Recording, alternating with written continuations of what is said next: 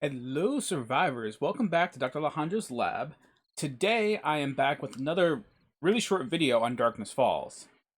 And I had one thing I really wanted to go over with everyone today, which is, well, Alpha 19 brought in the concept of candies, and the candies had buffs on them.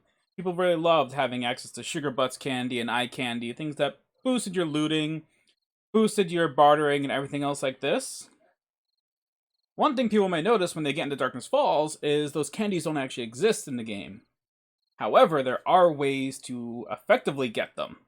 You do actually have the ability to get the candies in the form of foods. The way you do this is through finishing up the Master Farmer, because with the Master Farmer, you get the last entry and be able to make different, highest end foods.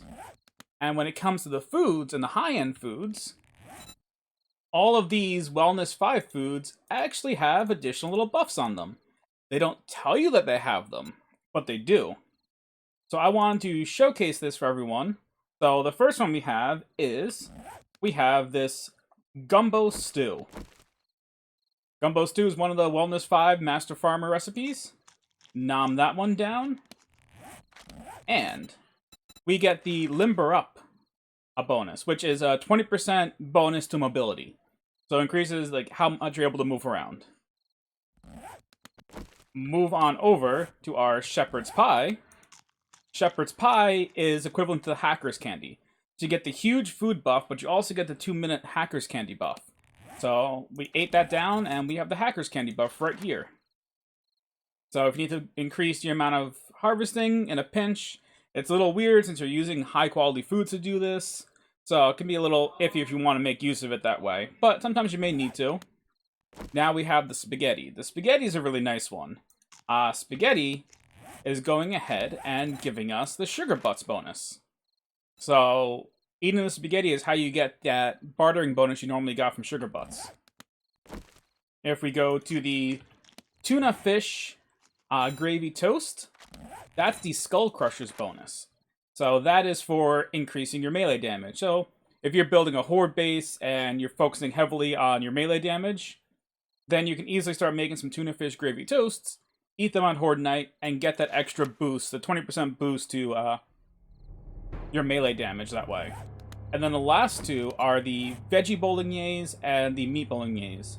They're both the same thing, just one's made using meat and one's made using veggies. You have the two options there.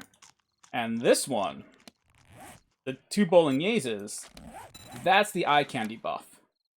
So if you really, really want to get the bonus looting, and you're towards the end game and you want to just make sure you're getting even better looting, that's where these bologneses come through. So one bolognese will give you the 2-minute buff for eye candy. Hey, so quick edit here. When I went through the foods before, I actually missed out on the roast dinner. And the roast dinner is another Wellness 5 food that does give you a buff. This one actually gives you the health bar buff. So you get the health bar candy for eating this one, which is the one that reduces how long the special injuries on you last, as well as gives you a few other different boosts. But I just wanted to make sure I put that one in right now since I missed that previously. So now I'll go back to the rest of the video. This information, as well as the information about the rest of the foods, how much food, water, health, wellness they give you, is all getting added into my 7 Days to Die datasheet since I started expanding it to Darkness Falls information. But I just wanted to show people quickly the buffs you get from the high tier foods in Darkness Falls. So now people can notice if they're getting into the game, if they want the candy bonuses, just have to start making the high end foods, and that'll get it for them. But overall, that was all I had for this video. The link for the 7 Days to Die datasheet will be in the description below. You'll be able to find all a bunch of information on the vanilla game, as well as Darkness Falls, right in that datasheet. Feel free to check it out. I put this out there just so people have access to more information. I'm also now going to be working on expanding that datasheet to include information for the Warriors UK mod next. That's my next big one. Anyway, thank you all for coming out. Hope you enjoyed getting to learn a little bit about the food buffs for this game. And otherwise, that is Dr. Alejandro signing out.